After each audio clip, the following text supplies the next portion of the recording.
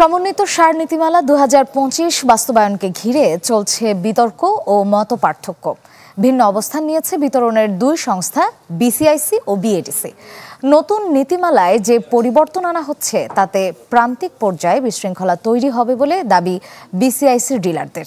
যদিও এতে স্বচ্ছতা ও বৈষম্য দূর হওয়ার কথা বলছেন অন্য পক্ষ।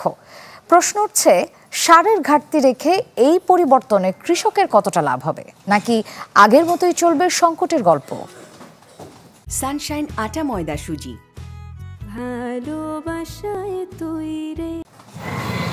২০০৯ সালের সার নীতিমালা বহালের দাবিতে মানববন্ধন করছে বিসিআইসি ডিলাররা। সার আমদানি যেটা বেসরকারিভাবে হতো সেটা অনেক কমাই দিয়েছে। অন্যদিকে বিএডিসি ডিলাররা মাঠে নেমেছে বিদ্যমান সার নীতিমালা বাতিল ও নতুন নীতিমালা দ্রুত বাস্তবায়নের দাবিতে।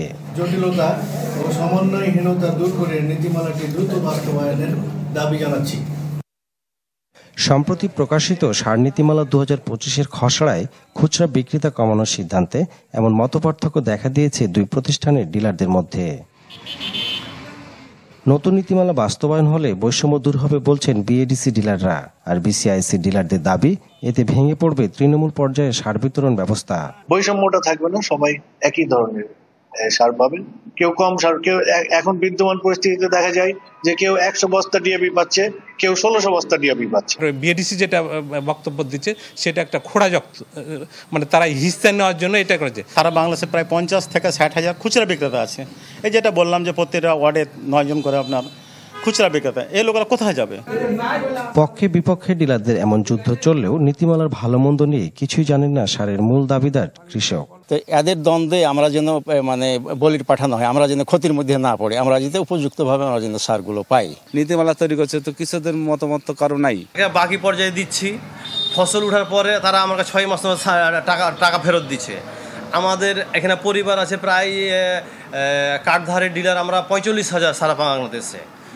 এরা সম্পূর্ণ আমরা বেকার হয়ে যাবে। কৃষি কর্মকর্তারা বলছেন, নতুন নীতিমালা হলে ডিলারদের মধ্যে সমন্বয় ও মনিটরিং সহজ হবে।